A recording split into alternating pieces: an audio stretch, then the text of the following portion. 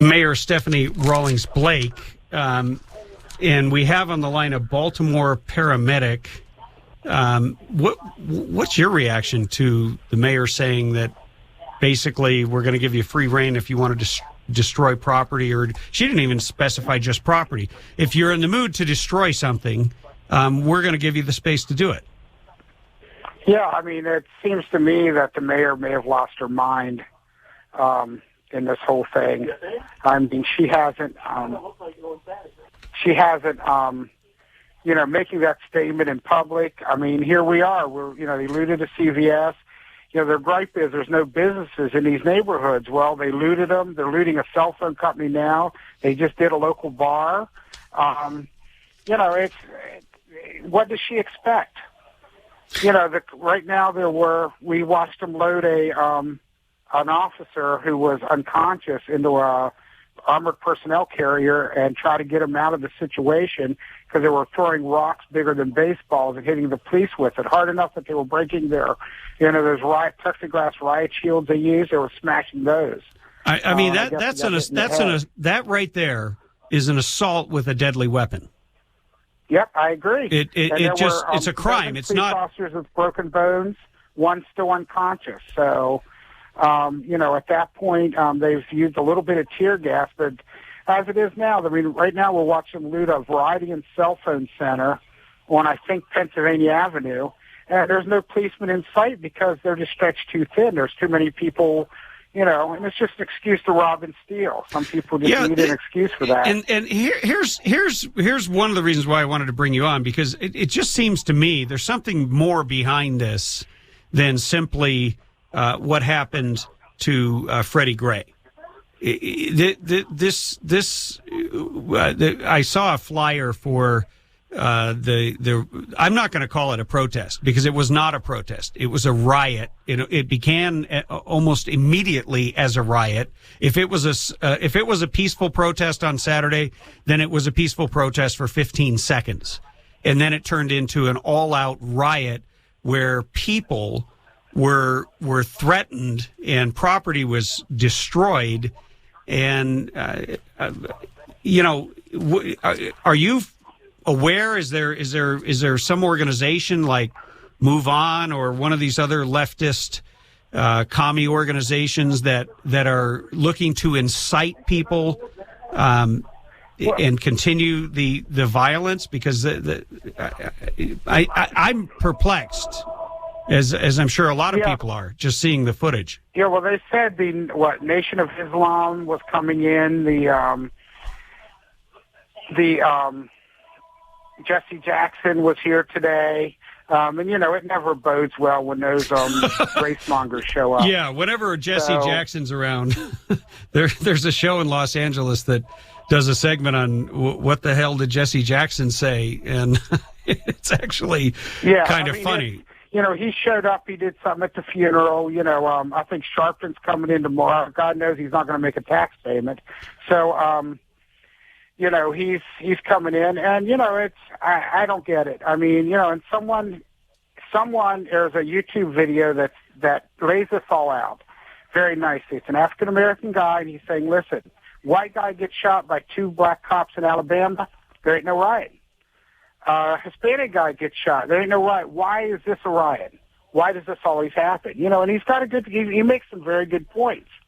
And I think there's just a subclass of people in my mind that are looking for an excuse. It's free shopping day. So now it's free shopping day now they're looting a liquor store. So another liquor store. How does it make you feel as somebody who's sworn to protect people's lives, that you put yourself out there at risk to protect people's lives? You must have friends who are firefighters and police officers who are on that line right now. I do, and it's frustrating as I can't begin to tell you how frustrating it is. I mean, I have friends right now that are downtown working this thing, and it's horrible. I mean, and it's not getting right now. It seems to me it looks like it's getting worse. I mean, there's just not enough cops. They've got Baltimore County Police, and I think it said 40 or so. Howard, all the county police. And, but the mayor hasn't asked for the National Guard yet. Well, so I guess that would make her look worse. No, I think it would make her look smart, because what I believe, she has made a huge mistake. And we saw this here in California. I mean, it's a long time ago. It was like the year I was born. They had riots, I believe it was 1966 or 65, when Ronald Reagan was running for governor, and Pat Brown was out of the country. He was in Greece. And the assistant, what do you call it? The help me, somebody. What do you call the non-existent governor? The one that's only called governor. Thank you. I just couldn't find the word. All right, so the lieutenant governor refused to call in the National Guard, and you had some 38 people killed in the Watts riots. That all started over a couple of police officers actually protecting a woman being beaten by a thug, and she was grateful to the cops. But then the riot grew out of the reaction to the cops and some misinformation. And I believe, and I'm curious what you think, but I believe that your mayor put every one of those cops and firefighters and responders, first responders, in harm's way because of her statement that we're going to give you space, because it seems to have incited the mob, sort of a mob mentality. Yeah, well, I think so. I think what they showed Saturday night is the police department was weak. They didn't respond. They were ordered not to respond. And when they finally did, they made like 30 arrests for, little things. But I think she made them look weak. And what they do is, I think what they did is made them look weak. So now there's no fear of retribution, that they're not going to be locked up or anything. Well, we're out of time here, but I want to thank you for coming on the Tim Donnelly Show and give us an update. Thank you for your service out there on the front lines, protecting people. And if you have a comment on what's going on in Baltimore, or this whole series of things that started in Ferguson and maybe a long time before that, 323-746-TALK. 323-746-TALK is the number. Hey, thanks for being our guest today. Okay, thank you, Tim.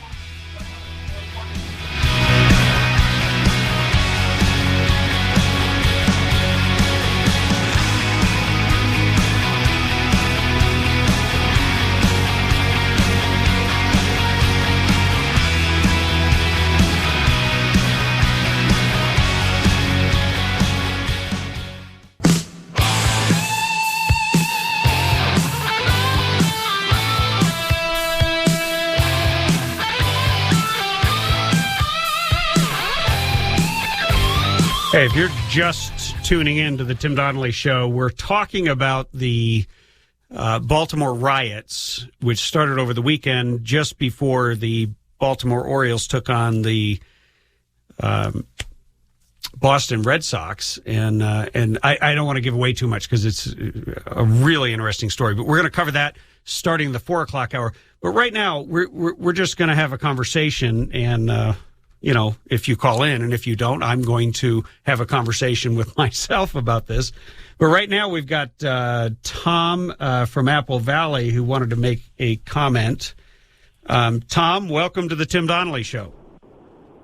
Hey, Tim, the example of the mayor of Baltimore and what she's doing is just an example of how people are being enabled until we get rid of our current administration in 2016. It's the bottom line. It's not going to get any better. So you're laying this at the feet of the president, then? Well, indirectly, of course. It's interesting. He commented on everything else, but I don't know. Bethany, have you heard him make any comment? Do we have any recordings yet of him commenting? I don't yet. Okay. There's still a couple hours left in the day, though. Oh, go ahead, Tom. I interrupted you. Go ahead and finish your point. No, that's really all I wanted to say. And, so even though it's kind of senseless to even get too worried about these things, because until things change. You know, we have a new attorney general. I'm not saying that she's not going to be fair. You know, give people the benefit of the doubt, but come on, you know, let's be real about this whole thing. I would give the benefit of the doubt if there was room for that, but this new attorney general has made it clear that she has no regard. If possible, she has less regard for the rule of law than Eric Holder. And Tom, thank you for calling in. You're welcome.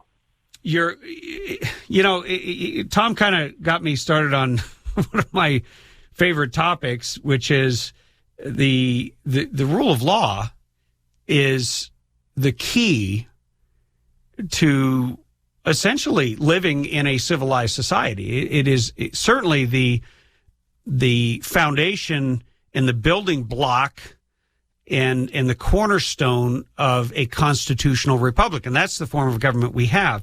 But when you see what's happening in Baltimore, when you hear what we're going to talk about coming up in the 4:00 hour, as well as just turn on your TV or just go on our go on my Facebook or Breitbart and you can actually see live footage of what's happening. We brought you an actual individual, a paramedic from the scene. But I want to just take a moment and take a trip back in time, and I want to listen to what a great leader sounds like, and you'll instantly recognize him the minute he opens his mouth and says some of the most epic words he ever said in one of his great speeches. Go ahead, roll the tape, Bethany. I think, though, that we can... Oh, yeah, that wasn't the one I wanted. Could you roll the other one, please? I have a dream that my 4 little children will one day live in a nation where they will not be judged by the color of their skin, but by the content of their character. I have a dream today. You know, listening to Dr. Martin Luther King Jr., whose niece I met at a conservative event, who is an activist, who is out there fighting, who has spoken out against this insanity. He, first of all, is such an incredible and inspirational speaker. He moved mountains by moving people to do things the right way. And no matter how harsh the injustice, he stood for the principle of nonviolence. His reaction was nonviolent. We'll play the clip that you started to play. We'll play that right after the break, before we get to our guest, because I want you to hear it, and I want you to contemplate it before we get into the 4:00 hour. The stark contrast between thuggery and people committing violence and crimes in the name of someone who has been treated unjustly or killed or murdered, possibly even by some police officers. Hey, 323-746-TALK. Tim Donnelly Show continues.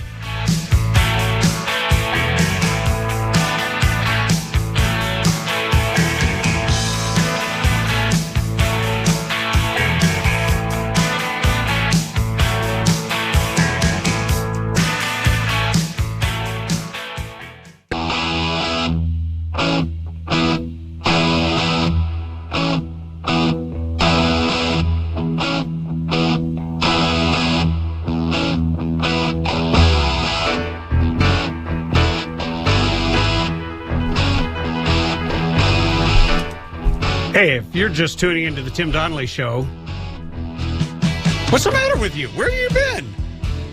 We're already having a great conversation covering the riots in Baltimore, which, if you haven't seen what's going on, the mayor has essentially said, hey, you want to destroy property, you want to destroy people's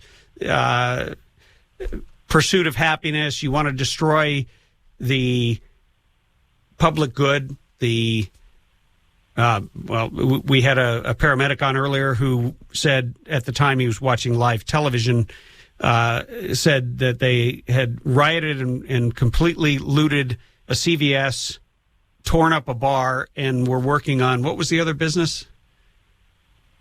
Oh, a cell phone company. Yeah, I the guess. Verizon store. Why would people steal cell phones when Obama gives them away for free? I don't get it. But we had a call from Tom who made a good point. He puts it at the feet of the president. And now we've got Phil from Palmdale. Hey, Phil, welcome to the Tim Donnelly Show. Hey, how you doing? I'm doing great. I enjoy your show. Thank you. My feeling is it's not going to change. Things are not going to change. Why There's not? going to be another incident, a year from now, 2 months from now. It's not going to change. What do you think? It's not going to change until the black people, and I'm not saying this to be racist, but until the black people start taking responsibility for their own actions. Well, it's not my fault. I'm a white guy. It's not my fault. Wait a minute. Whoa, Phil. Are you really white? No, seriously. I want you to get I want you to get a white piece of paper, and I want you to hold it up to your face and look in the mirror. Okay. Because I bet you're really not white. I bet you're like a fleshy pinkish tone. No, I'm kind of like a tannish. Okay. But look, no, you make a good point. And one of the things I hammer at on this show all the time, and yes, I know I sound like we've been around for, 2 years. We've been around for a little over a week, is rule of law. And what is at stake if you're given an exemption from the rule of law? It doesn't matter whether you're given that exemption because you're rich and powerful and connected. And that's basically what they're saying about the cops, right? That they're violating the rule of law because there's a different set of rules for cops. That's why people tore Ferguson to the ground, destroyed all that property, killed a cop, and now you can't. And what did it get him? Did it get Mr. Brown back to life again? Well, no. And now we're dealing with Mr. Gray. Oh, that's strange. Colors. That is really strange. I never thought about it that way before. Somebody who doesn't feel the way you do, you're not going about it very well by photograph that I put up on my Facebook of a car. It's actually a white from it, or just trying to get away ahead of the crowd because it was a baseball game about to start. They had nothing to do with what happened to Freddie Gray, but their car is surrounded by all young black men who are reaching their arms into the car. One of them's on the hood with a traffic safety cone, slamming it, smashed the windshield, and the rest, there's probably 50 black males all cheering it, staring at it, laughing, rooting them on. And if you're inside that car, you are now in fear of your life. You are being terrorized. Well, can I say something? Sure. When I was a young guy, you remember the Palomino? The bar, the Palomino? Yes. Okay, I used to live temporarily in a motel close to the Palomino. And I seen a lot of guys get beat up by the cops because they were drunk, they were belligerent, and guess what? Those guys that got beat up were white guys. They weren't black. Well, look, but I didn't see a lot of white people jumping up and claiming racist. Let me say something, because you bring up a good point. Nobody's even really talking about police brutality. If you are a police officer, and I have lots of friends that are police officers, mostly in the sheriffs in L.A. and in San Bernardino. If you're a cop, you have an obligation, a moral obligation, to hold yourself to the strictest standard. You have to obey the law. No matter how strongly you feel, you have to restrain your feelings in order to respect the law. As a matter of fact, Bethany, do you have that clip from Martin Luther King? Hey, Phil, thank you for calling in. And listen to this clip by by Dr. Martin Luther King in an interview. I think, though, that we can be sure that the vast majority of Negroes who engage in the demonstrations and who understand the nonviolent philosophy will be able to face dogs and all of the other brutal methods that are used without retaliating with violence, because they understand that one of the first principles of nonviolence is a willingness to be the recipient of violence while never inflicting violence upon another. And none of the demonstrators in Birmingham engaged in aggressive or retaliatory violence. It was always someone on the sideline who had never been in the demonstrations and probably not in the mass meetings and had never been in a nonviolent workshop. So I think it will depend on the extent to which we can extend the teaching of the philosophy of nonviolence to the larger community rather than those who are engaged in the demonstration. See, it's the discipline to restrain yourself and your emotions while giving voice to your opposition to injustice. And if the facts are as they have been stated, and I'm not going to prejudge the facts. I'm not going to prejudge them when it's anyone. It doesn't matter whether they're a police officer or an ordinary citizen. Now, we will have all kinds of comments when there are verdicts, because part of that process is you discover what the facts are. But for someone to go into police custody and come out dead raises serious questions, and those questions must be answered by the police. The officers in questions have been suspended immediately.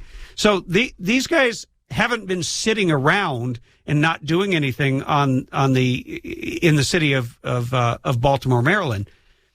But what Dr. Martin Luther King raises is, how do you change things? How do you advance and gain progress? He gained progress for a number of reasons, one of which was people witnessed on television dogs being sicked on protesters who were standing up for civil rights. And it wasn't just blacks, it was whites and every color of the rainbow. People were out there speaking out against a grave injustice, which is that if you had black skin, you were treated differently. And every one of us today would stand against that in a heartbeat. But what's happening is you don't have peaceful protests. The peaceful protest is a lie that the media is stating. What you have violent protests. Police officers are being assaulted. I was looking on Twitter, and there's photographs of what's being thrown. Huge rocks bigger than a baseball. You've got pieces of pipe.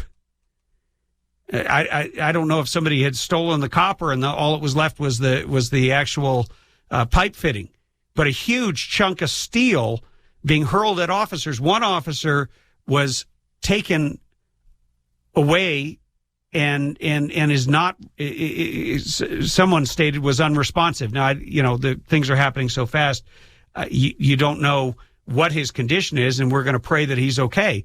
But throwing that at him is a crime. That is an assault with a deadly weapon. Just because you're angry at the police and the police are in riot gear does not give you license. But what I would say is that this mayor and other so-called leaders within the black community, in particular Al Sharpton and Jesse Jackson, are not there to demand nonviolent protest, in that the power of our ideas will eventually come to bear while we stand here and hold a vigil and allow ourselves to be assaulted or attacked or intimidated or oppressed. Because that's how you win people to your cause. That's how Martin Luther King did. He was so powerful that those who opposed him took him out. He was such a threat to the established order that he was assassinated for it. Well, these guys aren't a threat. They're only a threat to law and order, and they're only a threat to themselves and their own cause. And right now, nobody cares about their cause anymore because they are endangering the lives of completely innocent citizens. And we'll get into that after 4 o'clock. Right after this break, I'm going to change gears here. I'm going to get real positive because I've got a terrific young man who is going to be coming on air, and you're going to want to hear his story and what he's trying to do. And I won't tell you any more than that. 323-746-TALK is the number to join in the conversation. Tim Donnelly Show. Stay tuned.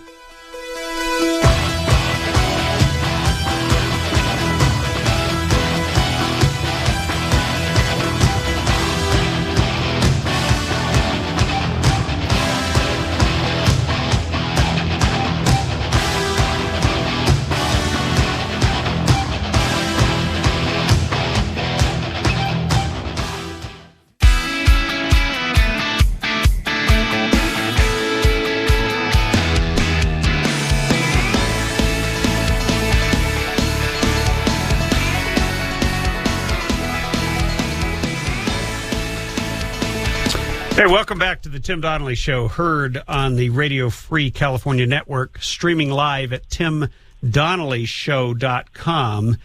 And, we are going to radically shift gears here from the headlines, which, at least in Baltimore, are ugly and brutish, to a positive story.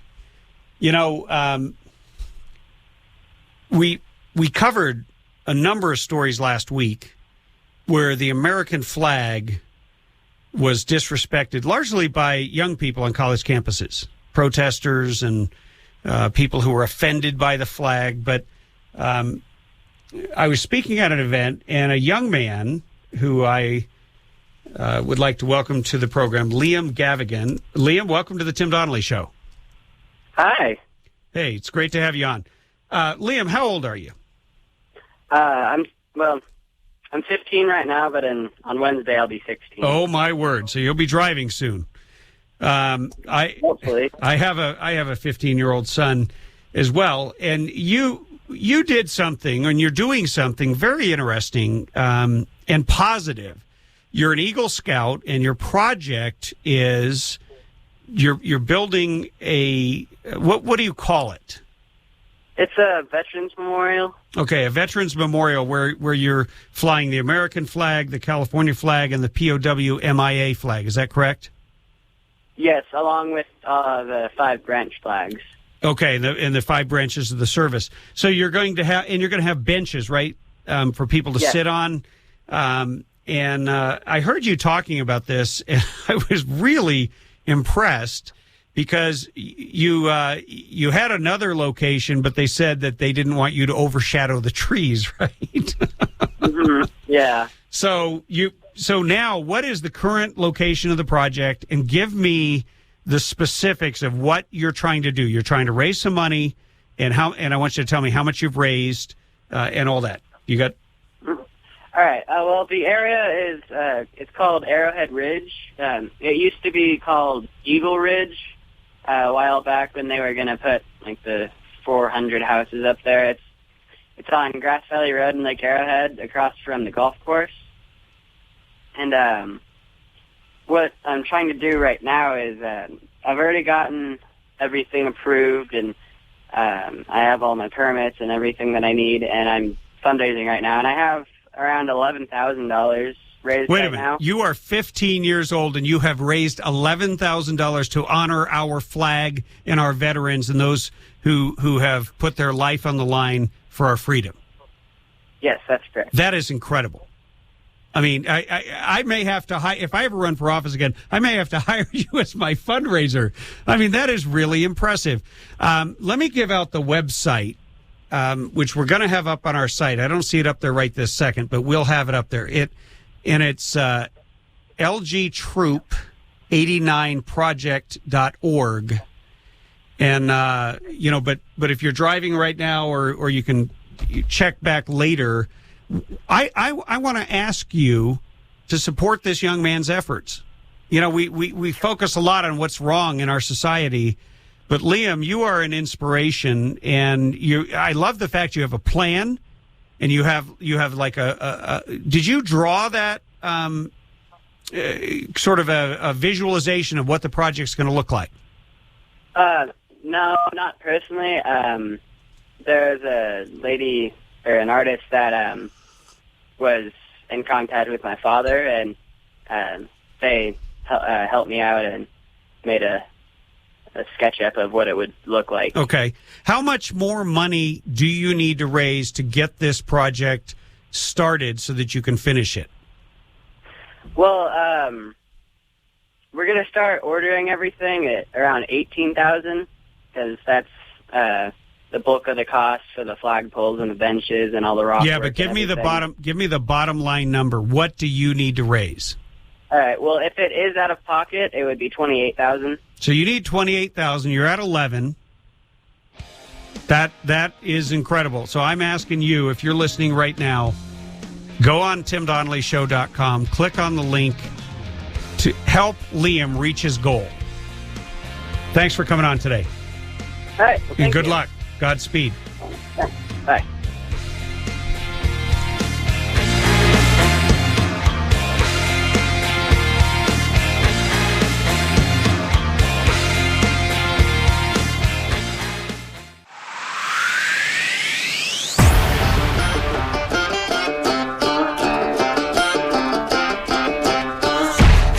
And now, broadcasting from deep behind enemy lines in the occupied territory of the Socialist Republic of California, your host, former California State Assemblyman and Governor candidate, Tim Donnelly.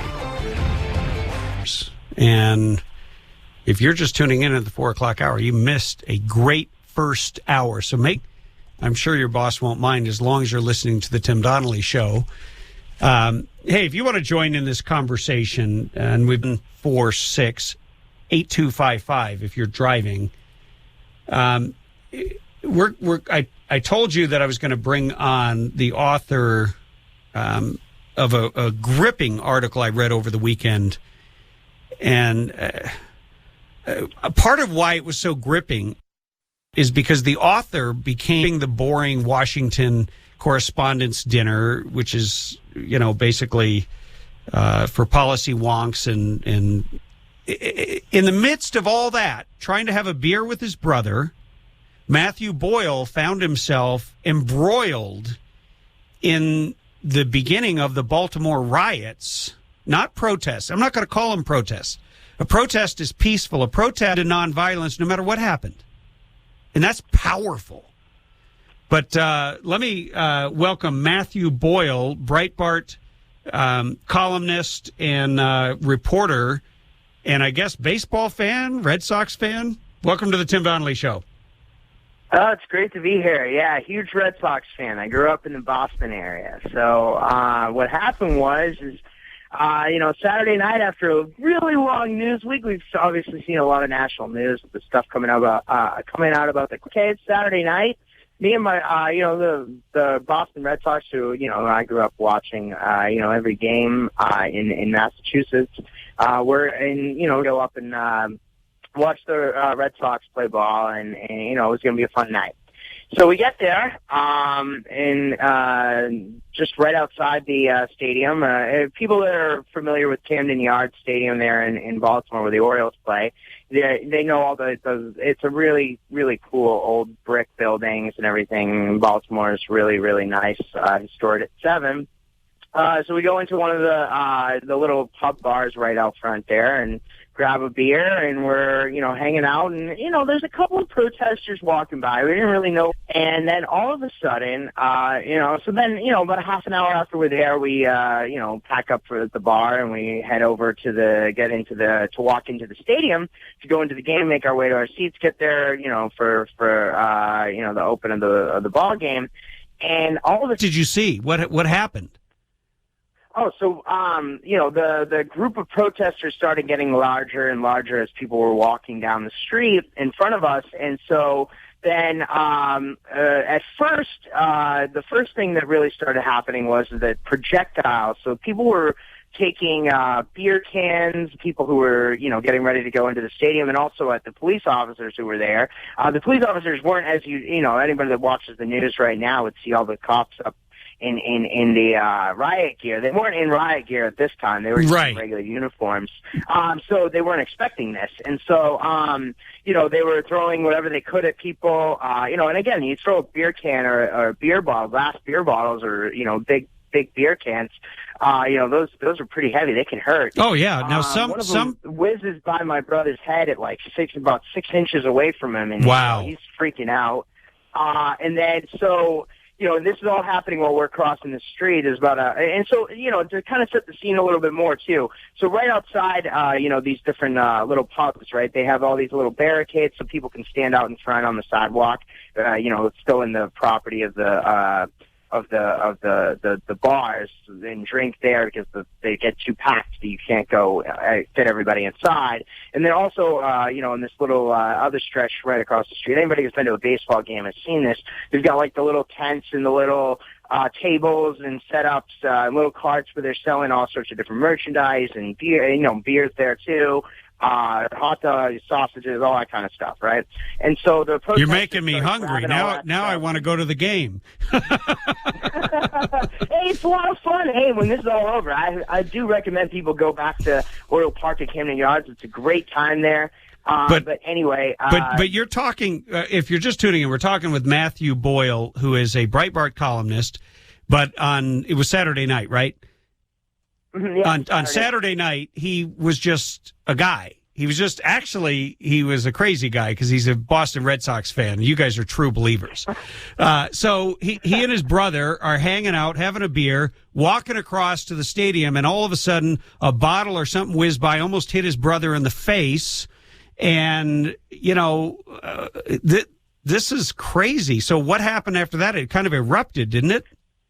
Yeah, so what happened after that? So there's this little street right there, the little one-way pass right in front of those 3 different bars. And anybody that wants to see what they look like, they can go look at all those pictures. You see those pictures that, is right where we were, all the pictures from Saturday night. But there's this little one-way stretch right there. And there was this white family in a blue station wagon. And there was I think 3 or 4 people in the car. There was definitely somebody in the passenger seat, and there was somebody in the back seat. I don't know if there was 2 in the back seat, but they're trying to drive by and get onto the main street, and presumably get to wherever their destination was. And then all of a sudden, I don't even want to call them protesters now either. Rioters stopped the car and was because the protesters were beating up on their car. Then they tried to frantically back up and try to get out the other way, even though it's a one-way thing. Then protesters surrounded them on the other side. And then one of them rips the door open to the passenger side of this family's door. I mean, the woman inside was visibly terrified. Wow. I mean, she didn't know what, imagine just driving down the street with your family in the car, and then, these people come in and they rip the door open to your car. They're reaching around inside the car. I don't know if they ever made contact with her or anything, but it felt like right then and there they were going to either rob them or try to carjack the car right in front of hundreds of people. And all while this is going on, there's 5 or 6 police officers in uniform, not in riot gear, but in uniform, standing right there watching this all go down. And my brother starts yelling at him, why aren't you doing anything? Why aren't you doing anything? They're hurting people. And they ignored him, and they ignored the people that were doing this as well. And now we know why, because the mayor of Baltimore gave an order to give them space so they can destroy things. Now, think about this for a minute, because the scene that you just laid out, Robert, and by the way, if you haven't read this article, you need to go to my Facebook page. It's this, I believe, the second story down. And there, Matthew, you described it. I can see Bethany, my producer, is just horrified. She's been watching footage on a break. Can I hold you over for one more segment? Absolutely. Anything. Okay. Hey, if you want to get in on this conversation, I don't know. And by the way, I want to update you because my friend in Baltimore just told me right now I guess the mayor of Baltimore listens to the Tim Donnelly show because she decided to deploy the National Guard. So she went from telling the cops hands off to telling, bringing in the troops because it is out of control. I believe, it is my theory, that she incited this and made it much worse and put everyone's lives at risk with her complete lack of regard for the law. But I want to hear what you have to say. 323-746-TALK. That's 323-746-TALK. More with our guest, Matthew Boyle, when we get back.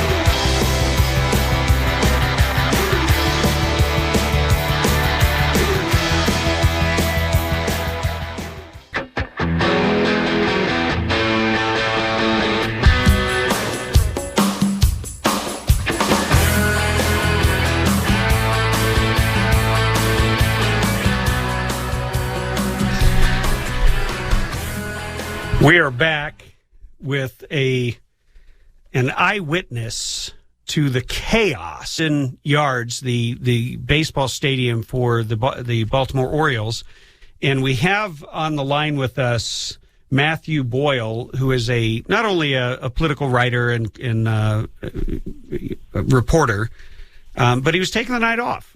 Wanted to hang out with his brother, have a beer, and go watch the Sox. What's more American than that? And in the midst of that, as they were walking across the street from where the pubs are to the baseball stadium, a bottle or something, some kind of projectile, whizzed by and almost hit his brother in the face. And he found himself embroiled and in the midst of a news story. Rather than being the reporter reporting on it, he was living it front and center. So, Matthew, you were taking us through all that. What happened after your brother was yelling at the police officers and saying, "Hey, you really need to do something here"? And you said they were just totally standing hands off and watching. No, they were standing hands off, and then right after that happens, or as this is all happening, it's all happening all really quickly at the same time. Then a group of the the car that I was talking about before.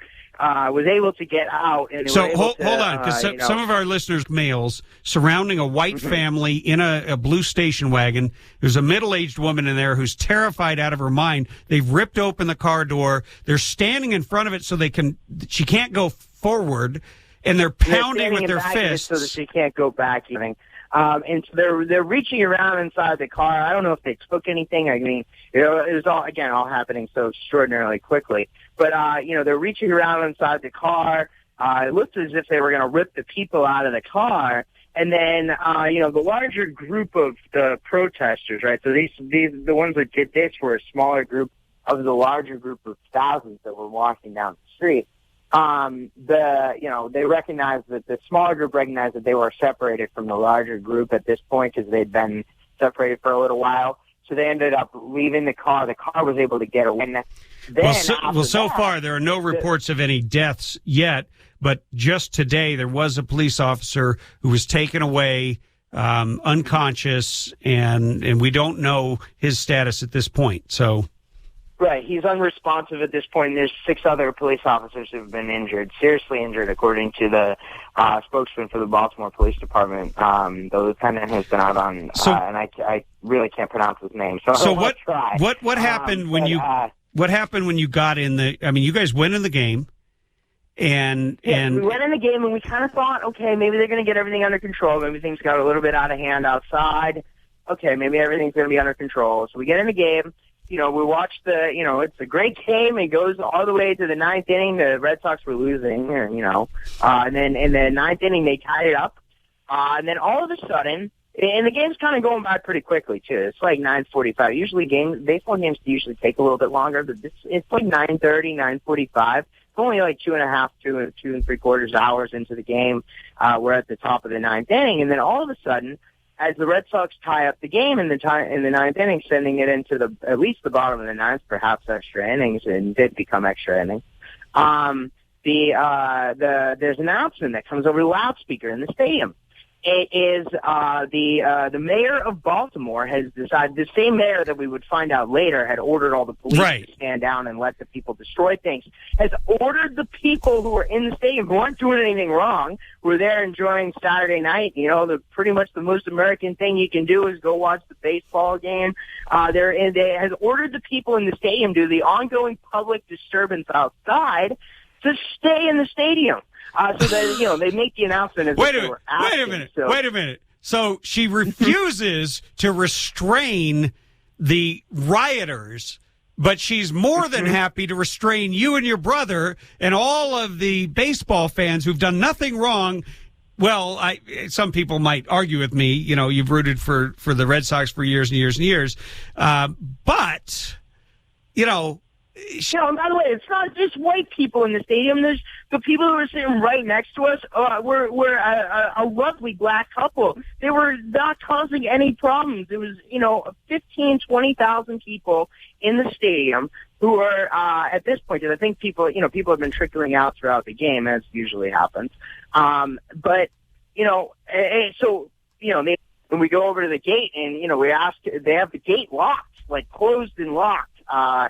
So people can't go in or out. And we asked the people there, we're like, okay, well, what's going on here? Are we allowed to leave? They're like, no, you're not allowed to leave. The mayor has ordered everybody to stay in. So it was not a request. It was a forcible decision by the government of Baltimore to keep everybody in the stadium. The game ended up going into extra innings, and then when we hit the bottom of the 10th, as we were going from the top of the 10th inning into the bottom of the 10th inning, another announcement came on and said the mayor has lifted the ban. People can leave if they want to, and they're asked to, go a certain way out. You're not allowed to go out the norm, any of the gates like normal. Wow. And thank God that the ban lifted when it did, because the game ended maybe 5 minutes later, if that. And, there would have been 20,000 people locked inside. Oh yeah, I got two questions for you. One, who won the game? The Orioles ended up winning with a walk-off home run. I was pretty upset. Sorry, I hate to rub it in. All right, so but they're playing again. Are they playing tonight? The Red Sox aren't in town anymore. There's another team in Baltimore, but they've actually, due to the ongoing riots in Baltimore now, they have postponed the game. Oh my gosh! It's not expected to happen tonight. But the other point I would make really quickly too about the police, standing down. Yeah, there was an order from the top, but I think there's also, because of the efforts of the institutional left, the Al Sharpton race hucksters all around the country. And by the way, he's on his way to Baltimore as we speak. Matthew, we're out of time. I'm sorry, we're going to have to cut it short there, but thank you for coming on. All right, thanks. Godspeed.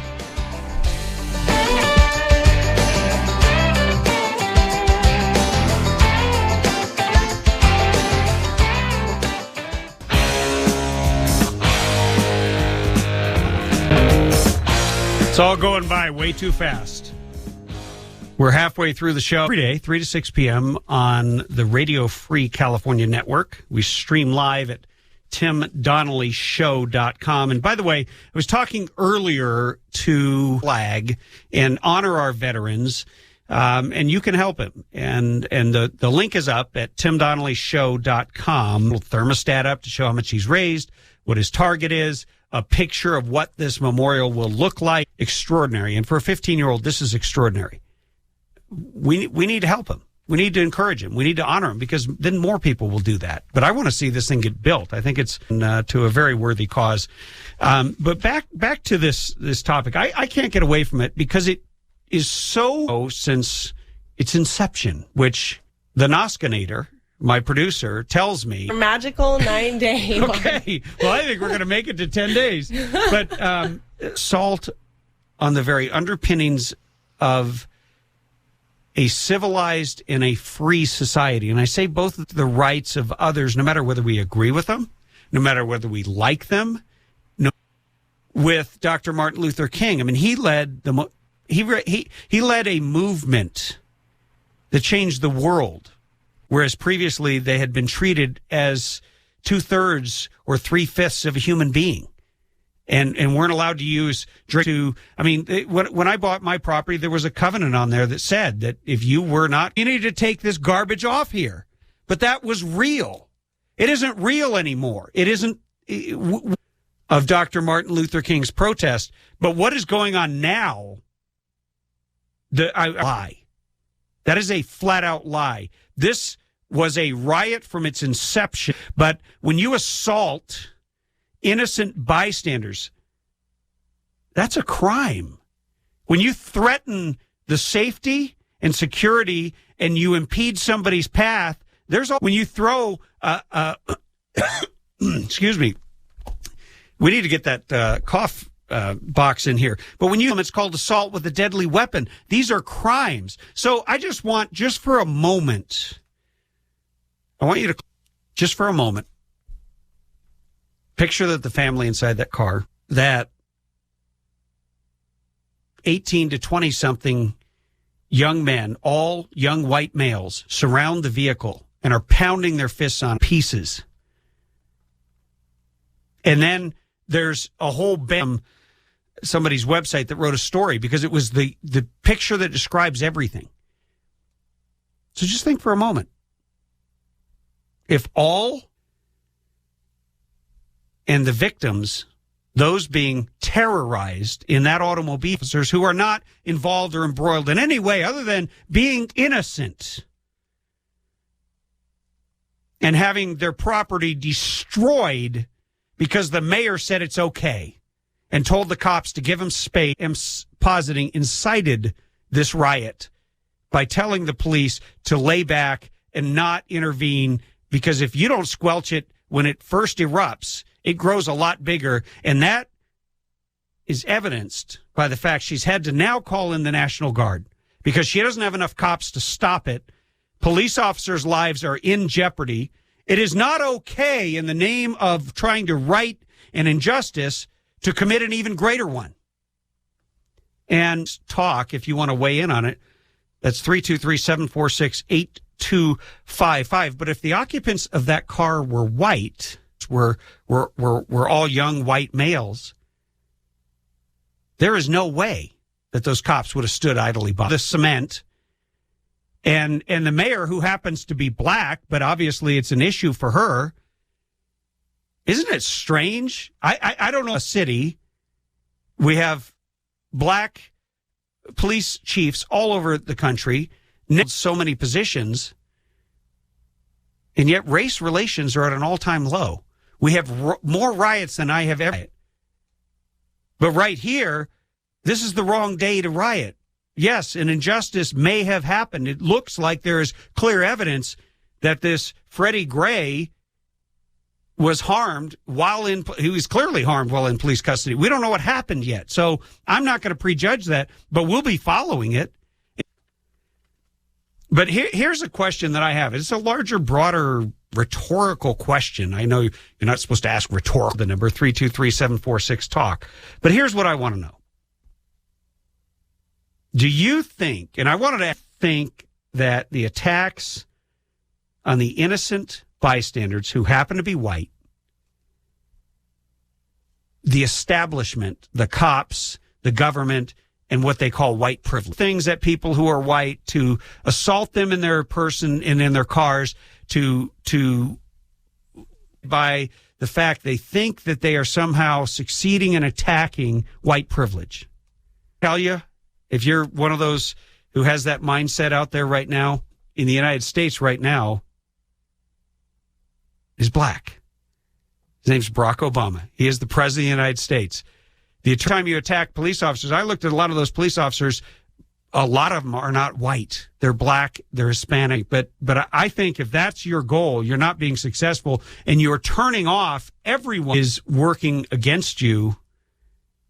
And certainly, if you're in the state of California and you decide to have such a protest, all of California is controlled by Democrats, not Republicans, not even, it seems counterintuitive, and it's certainly, there is no comparison whatsoever even possible between what is going on in Maryland and what went on in Ferguson and what has gone on in other cities like San Francisco, with a straight face to the civil rights protests that brought about real change.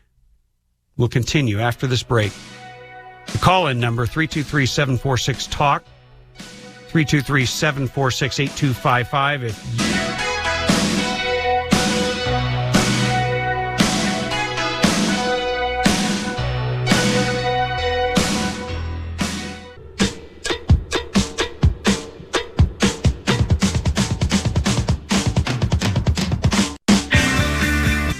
It's hard to keep up with the stories out of Baltimore, but it's growing. I guess it was the governor who brought in the National Guard, overrode the mayor. I don't know if she was in on it or not. I don't have any detail on that. But my sources are telling me they were cutting fire hoses so they can't put the fires out. They are serious about destroying the property there. Bethany, you look like you just about had a heart attack. Fort Meade, Maryland for a short time, so I spent some of my time while I was in training at NSA in Baltimore. And I encountered some situations there, just in my couple months, but there's a huge Army presence. There's a huge military presence all around that entire area. I just can't believe that they've allowed it to come to this. Well, you know that under posse comitatus, we cannot bring in, nor would I ever support bringing in the military unless it was a foreign invasion. But it feels like an invasion of the body snatchers or something. I mean, this mayor has lost her mind. I mean, do you agree with that? I do agree with that, but it's our own American people fighting our own American people. This is ridiculous. Well, they've also broken into a mall that was closed earlier. They're looting. They're setting fires. I was looking on Twitter, and there's some amazing commentary by a number of individuals. Here's some irony. 227 years ago tomorrow, Maryland became the 7th state in the Union. How proud the founders must mention it, but he's a great guy. Nothing gets justice or honors the memory of a victim like gangs see the pictures to really understand the devastation. If you're on Twitter, first of all, the very first thing you should do is follow me at Tim Donnelly Show. That's my Twitter handle, at Tim Donnelly Show. But click on the left-hand bar or right-hand bar, depending on whether you're on your phone or on your computer, and look for Baltimore riots. And you will not believe how fast the information comes out. It's way faster than anything you could pick up on the news. But, you know, we've hammered on it all day today for a reason, because it ties into what we talk about on the show, which is we can't talk about defending freedom, and we can't talk about keeping or not accountable for their actions, and they have to be held accountable. And for a mayor to watching weeks of protests across the country, but weeks upon weeks, including an awful lot of property owned by black business owners. So if your whole issue is you want to get back at the white man, something other than white or Caucasian. But I can't spend all of my time on this one story because I know, you know, there's other things happening, and there's so many stories. I'm looking through my stack of paper. Yes, worries for me to opine on. But one that I believe, you know, when you're rioting and you're bullying and you're intimidating, did on one story I read, he calls the militant gay left the Gestapo. But certainly the story of Ted Cruz can't even have dinner or have the owner of an openly gay-friendly hotel, The Out, in New York City. That's the actual name of the hotel, The Out. It is designed for and targets gay patrons. Hey, it's a free country. It's their business. So I don't have an issue with that. And they didn't seem to have an issue and were willing to sit down or be part of, I don't have all the details, it's a little sketchy, but went to a party or co-hosted a party for Ted Cruz. More on that in your calls, and a great guest at the top of the hour. Tim Donnelly Show. Stay tuned.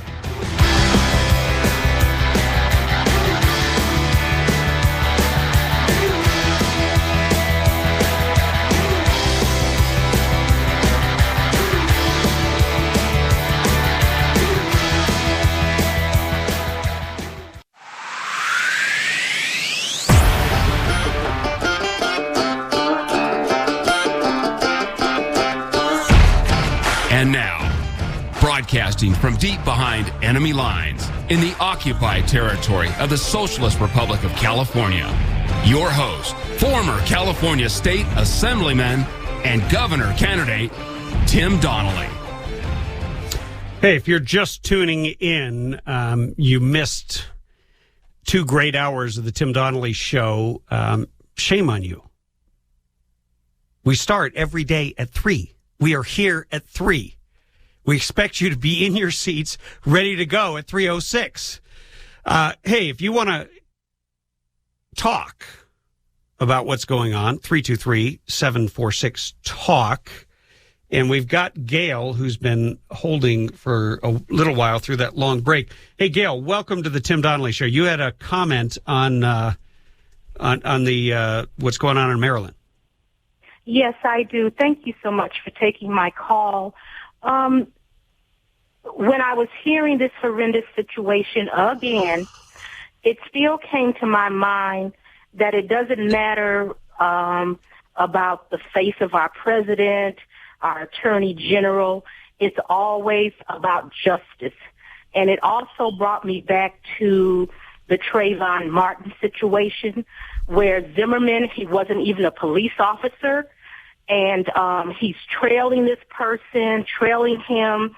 And, I mean, I'm an African-American female, and if someone was trailing me, if I could find a way to protect myself, you know, hit him in the head against the concrete, that type of horrendous thing, that's what I would do to protect myself. But, of course, he was not even put in jail. And so I think this is why it's escalating, because it seems like police officers, the ones that are able to get away with things like this, you know, people are now just, they can't take it anymore. They're fed up with injustice. Right. And to me, well, that's the bottom line, injustice. Hold right there, Gail, because I will join you in speaking out against injustice. And I don't know if you heard the clips that we played earlier of Dr. Martin Luther King, who talked about not only whether or not he, you know, would be judged by the content of his character rather than the color of his skin. And, yes, well, let me finish. And if you look directly at what has specifically happened on Saturday, where I had a gentleman on who was at a ball game. Now, he has nothing to do with this horrible thing that has happened to Freddie Gray. And since he was in police custody, clearly the police have to answer for that.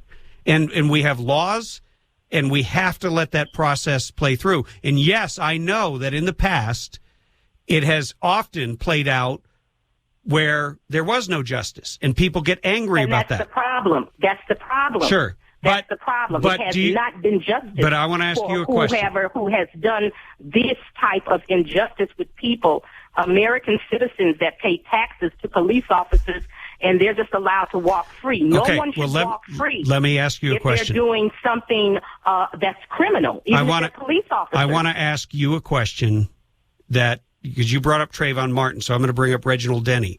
Reginald Denny was driving a truck. He wasn't a police officer. He did happen to be a Caucasian American. That was his only crime that day. He was beaten, smashed in the face with bricks and everything else by rioters. We have the same. It didn't happen to that extent in Baltimore, but we had a white family surrounded by all young black males, and the police officers are standing there doing nothing at the behest. the direct order of the mayor, who is black, Stephanie Rawlings Blake, who said, hey, we want to give people a chance. And I'm saying I'm saying it shouldn't matter what color your skin is. Absolutely we not. have to have order. No, absolutely not. No. Injustice, wrong is wrong. It doesn't matter about your culture, the color of your skin. Wrong is wrong. And I think that's why people are so angry, because when wrong is done now, people are, they just let them go free, because they're like, oh, it's a police officer. We'll get all of these people, you know, these different entities of different type of corporations to back them, to pay their lawyers, and they can go free. And this is what makes people angry, because they're like, no, it's wrong. Just because you can get money to get you off of not getting justice through our court systems, that's what makes people angry, because it's like, oh, you can pay some lawyers, some corporations, and they'll let you off free. Well, and it's wrong. Okay, I don't know what you mean by the corporations, but I do. Okay, I can't name the corporations. I can't name them on the air, but there have been many corporations that got behind Zimmerman, and he was let free. Well, and I mean, if you look it up, you can find it for yourself. But I mean, I can't name them on the air. I'm not going to talk about things I don't know about. I don't know in detail the Zimmerman case. You've obviously done. Well, I do, sir. I do. Well, yeah, I do, because I had so many emails saying, "Do not buy from this corporation. Don't buy from that corporation, because they're backing Zimmerman, right? And he's wrong. It's injustice." But let's focus on what's happened here, and I'm going to stand with you, and you will see, because we have an incident that has happened right here in the high desert community, because you're from Adelanto, so I assume you're listening on our affiliate Talk 960, yes, where a number of police officers beat a man who stole a horse. Now, I don't remember the color of that man's skin. I just don't remember it, but I do know that anytime an officer uses force, the good thing that we now have is we have video cameras, and video cameras are the best antidote for the injustices of the past, I believe, because yes, sir. Absolutely, I agree. Because now there's a record. It isn't his word against mine or whatever, and so all of a sudden, we're all equal under the law the way we need to be. And that means police officers right there with every citizen and even visitors to this country. You still have a fundamental human right under the law to be treated with dignity and respect. Now, officers do have the right to stop people. They have the right to question people. But absolutely, that's their job. And we have to respect that. It's hard for me sometimes. I'll admit One time I got pulled over, and I was sure I wasn't speeding, so I was pretty indignant. And I was in South Carolina, and they'd been having some real incidents, and my wife happens to not be Caucasian. And and so I kind of reacted like it was, something, maybe because of the color of her skin or whatever. But at any rate, after the officer gave me the ticket and I mouthed off to him, I peeled out and sent gravel up, kicking at him. Well, he pulled me over again. And he asked me if I wanted to go to jail. And it kind of sobered me up. And I had to apologize because I knew I was wrong. We still have to be respectful to our officers. We still have to be respectful. But in the same frame, they cannot disrespect the American public and think they can get away with murder. This is why people are so angry and they have lost their minds. I'm sorry to say, but I think that's my opinion. I think this is it's horrible. This is what is going on. What do you think about what the mayor did in Baltimore? About telling the police to back off and allowing people's lives and property to be destroyed, their lives in jeopardy. What do you think about what she did? I don't know the full story because I had just turned on to the radio station not too long ago. I'm just hearing all this horrendous things that have been going on. We played it. From what you have said now, I cannot fathom that either. We played a clip. We played a clip of the mayor. Bethany, do you still have that clip? Can you drop that in? Here, hold on a second. We'll just play it again. You can hear it. Okay, thank you. Hold on.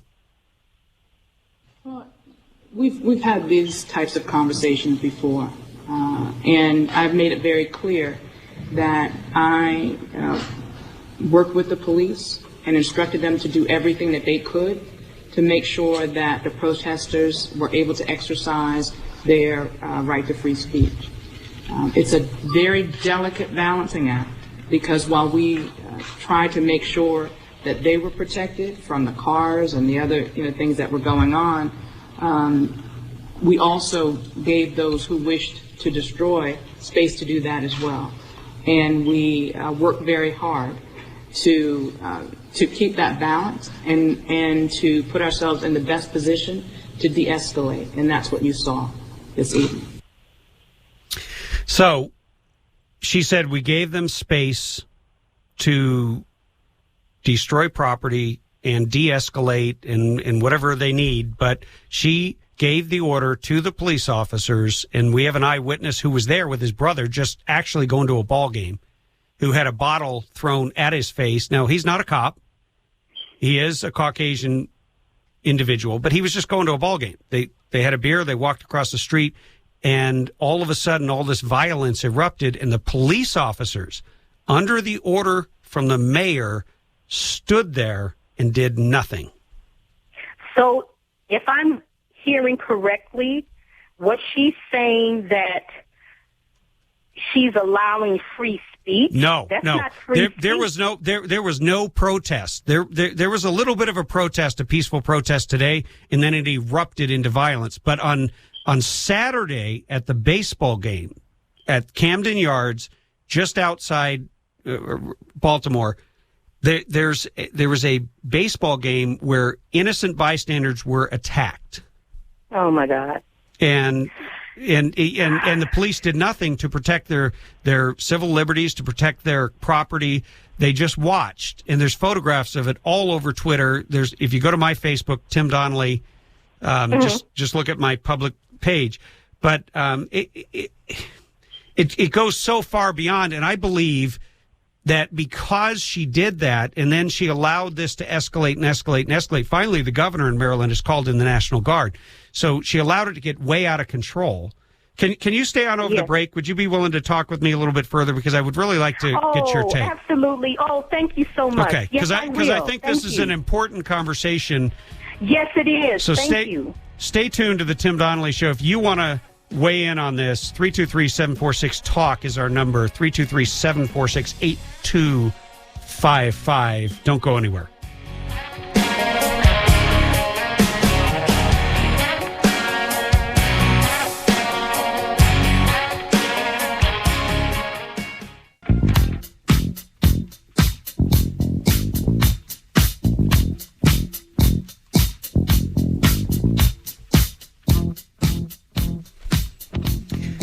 Hey, we are entering the home stretch here on the Tim Donnelly Show, and we've been talking most of the time today about what's going on, and it's still going on in Baltimore, Maryland. And we have on the phone with us a caller who graciously agreed to stay over. You would stay over for the longest breaks we have, Gail, but thank you for your patience.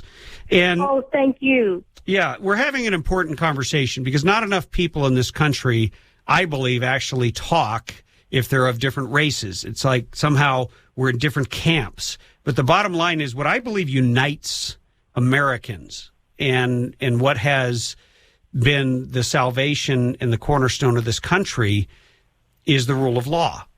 And you know, when you look at the founding documents, when the Declaration of Independence said that all men are created equal, that wasn't true at the time. No. It was true in God's kingdom, but it wasn't true in this new country because many of the founders held slaves, and people were not considered to be completely human. They were 3/5 of a person. And we even had the Supreme Court uphold such disastrous policy. And what's interesting to me is, and I commented, and I think it might have sparked your call, is that here we have a president who is black. We have the second attorney general who is black, and it doesn't matter what their skin color is. What matters is whether or not they believe in the rule of law. And so far, Attorney General Eric Holder didn't, at least as far as amnesty for people coming into the country illegally. Loretta Lynch, new Attorney General, sworn in today. She has made it clear that she doesn't believe in the rule of law for everyone to be treated equally. And now we have more trouble in terms of race relations. We've had more riots now than we've had since the 60s. And we have one that is ongoing right now in Maryland. And it's really troubling. Very troubling, Tim. And it kind of brought me back when you had mentioned about, we do have a black president. We have a lot of African Americans that are in prominent positions. If you go back into our history, African American histories, the person sometimes that was giving out the lashes, they were African Americans as well. So for us, a black face does not mean anything. And still, again, I'm going to reiterate, it's about justice. I'm sure the person that was getting 50 lashes because, I didn't pick enough cotton today, they were still looking at this person that was beating them, and I'm sure they were saying it's a matter of justice.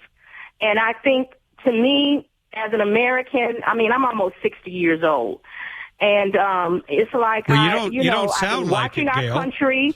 Oh, you sound a lot younger. That's so sweet of you.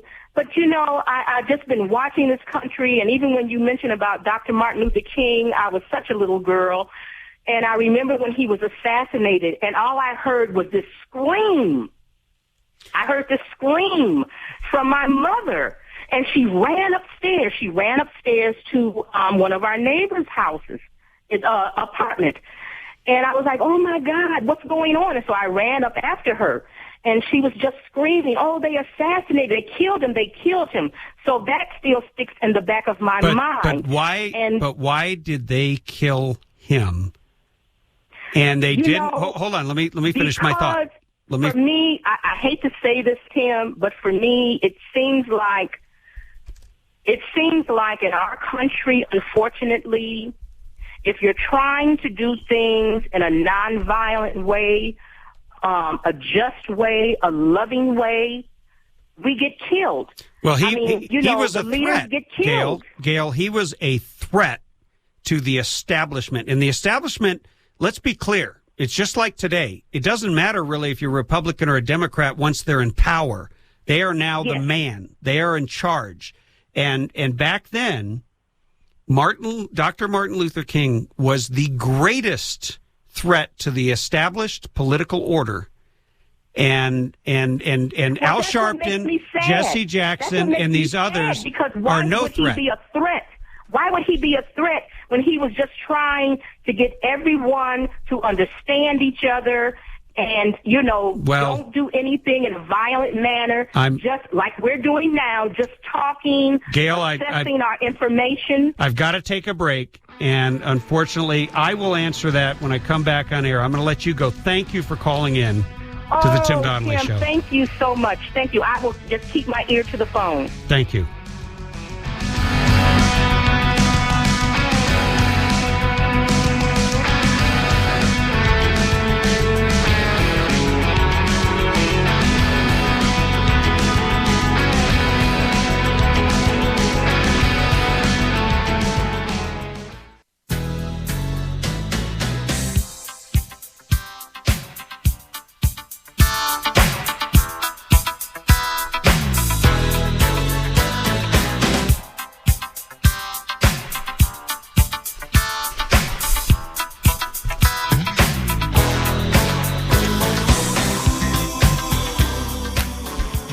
Hey, we are in the final segments of the Tim Donnelly Show, and it's been a fascinating conversation today. We've gone from Baltimore with a paramedic who was giving us live updates because he has friends who are cops and firefighters who are under assault. Things are moving very rapidly. 7 police officers have been injured. National Guard has been called out. Schools are closed across Maryland. And there's consequences. I mean, a lot of people in the black community have complained about the fact that there aren't legitimate businesses, and they wind up in deserts, food deserts, and other places where there aren't services or competitive businesses. Let's say that. Well, CVS, after their store was looted and completely devastated, they're closing all of their CVSs in the city of Maryland. There are consequences for actions, and you can't blame anybody but yourself if you think the answer is to tear down somebody's business in response to how you feel about an injustice that was perpetuated by completely different individuals who don't own that business. And we saw this in Ferguson. We saw a police officer murdered in Ferguson. And so here's my summation of this whole situation.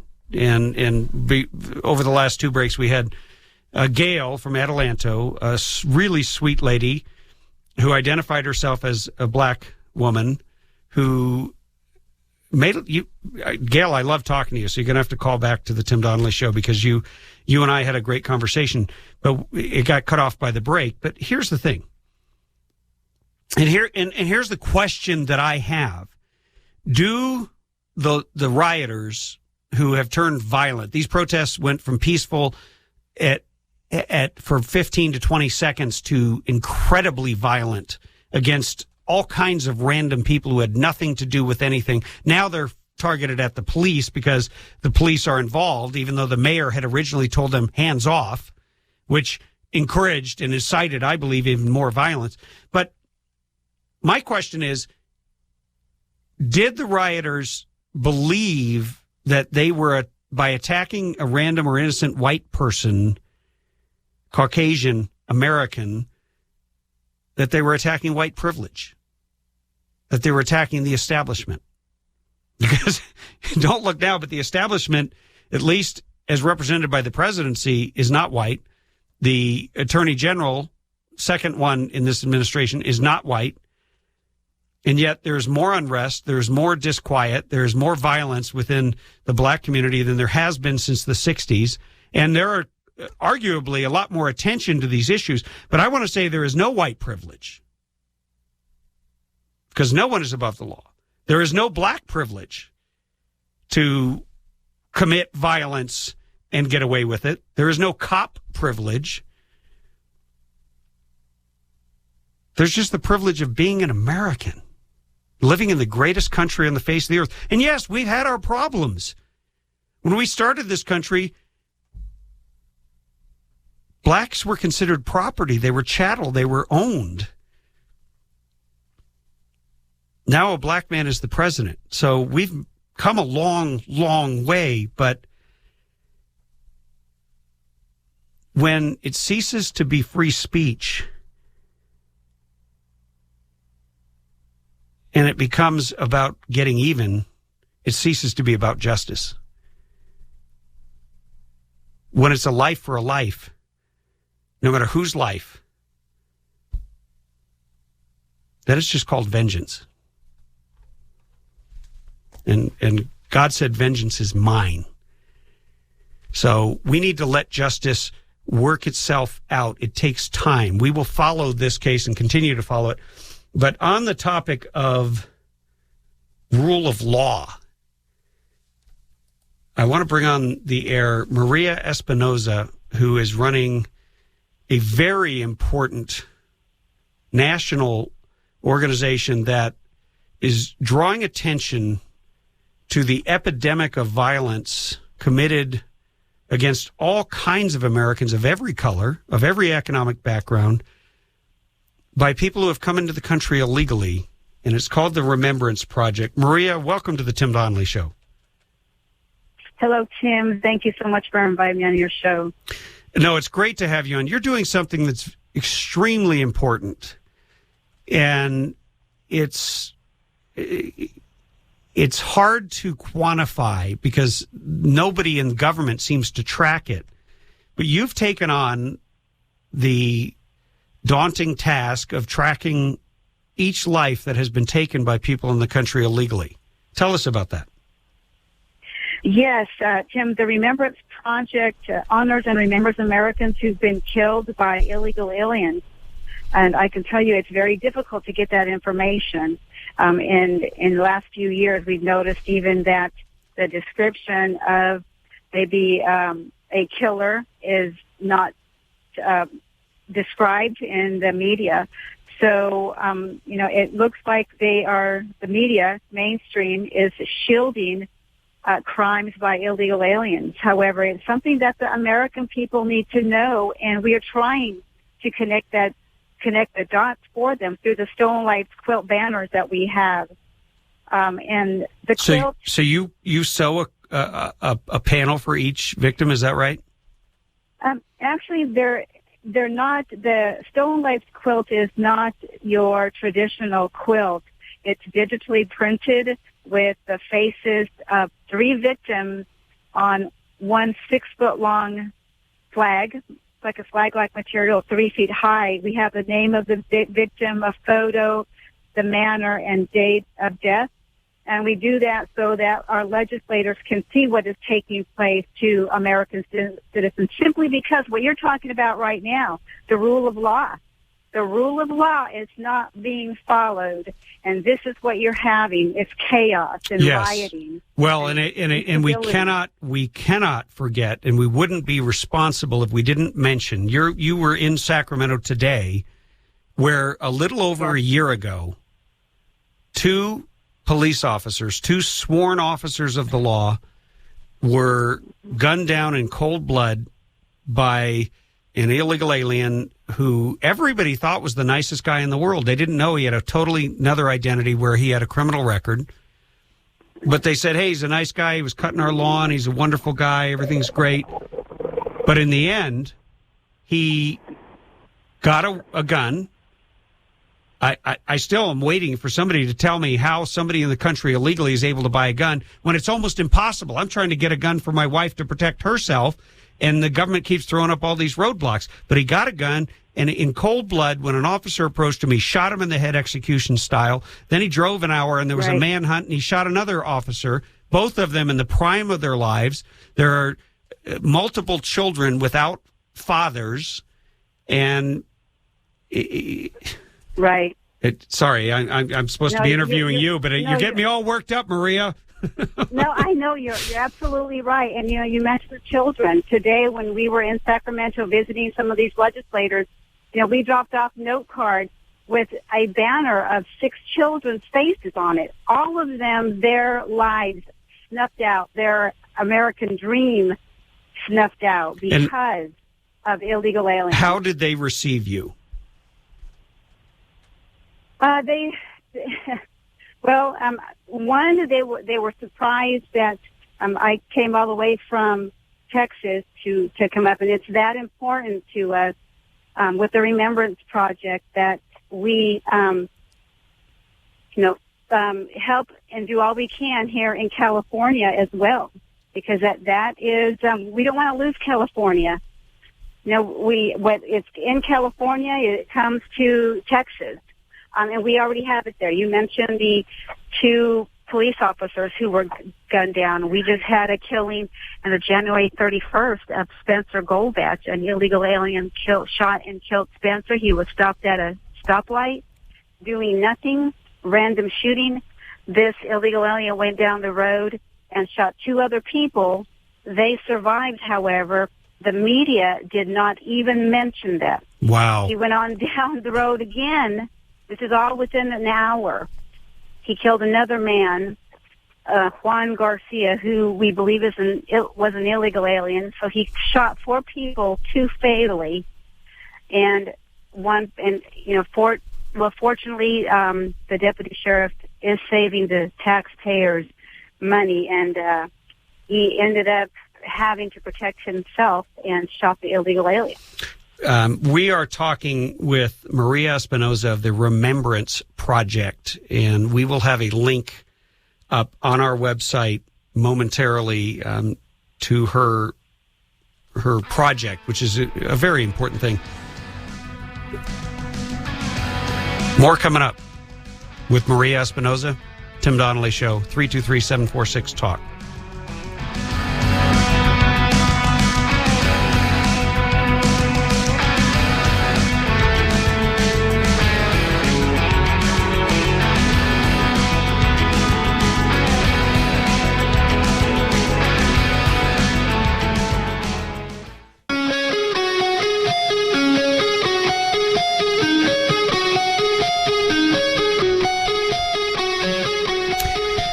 Hey, if you like shooting as much as I do, you've probably been to a whole lot of ranges, but unless you visited Burro Canyon Shooting Park, you've never seen anything like it. On the way there, you're going to find yourself taking pictures as you traverse the majestic Azusa Canyon and wind your way up into the Angeles National Forest with over 600 ranges. Yes, that's right. I said 600 acres, including 19 private ranges. You got to go on their website and look at a picture of it. It's burrocanyon.com.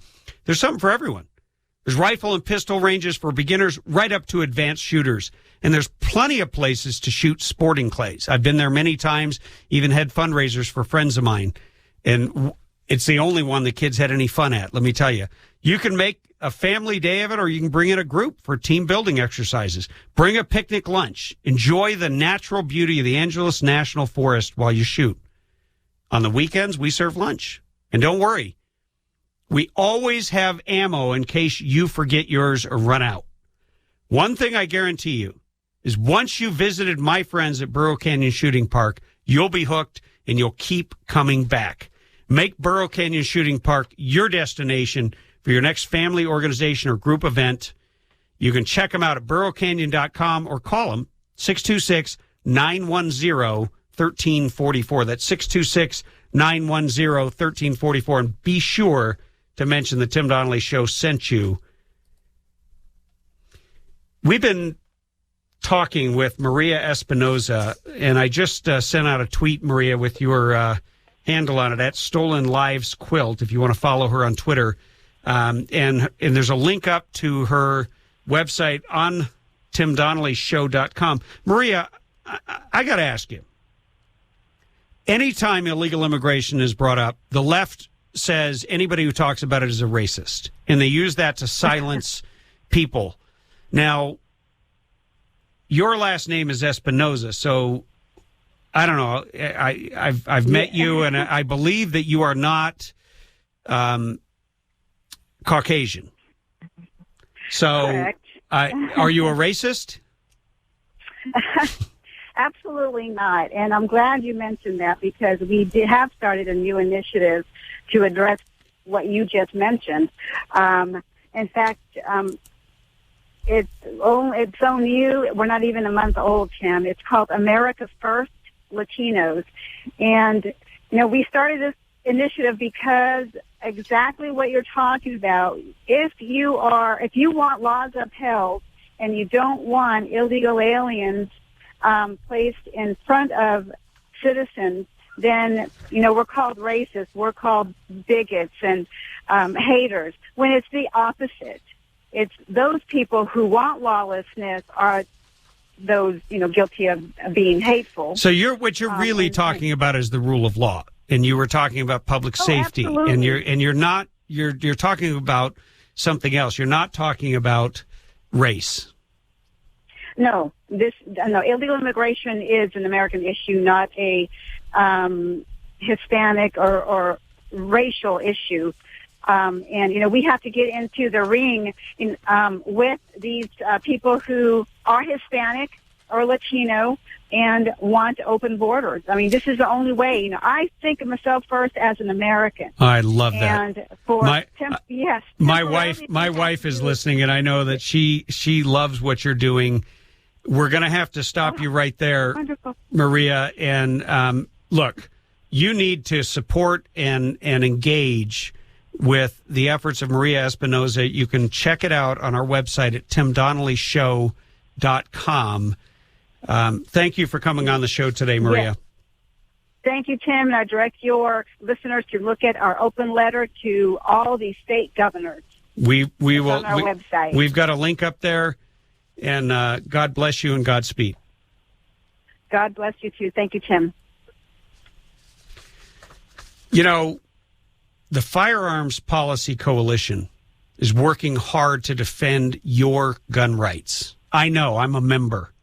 And I used to be in Sacramento, and they would hound us all the time. Well, they didn't have to hound me as much as they hounded the Marxist progressives pretending to be Democrats. But there's a lot at stake. What's at stake is your freedom. So you need to go to joinfpc.org, joinfpc.org, and become a member. It doesn't cost much, and you can be cool while you're defending freedom. Also, there's a link up at timdonnellyshow.com. And, you know, I want to mention one other supporter of the Tim Donnelly Show. I got so excited today, I just totally skipped on mentioning our great supporters.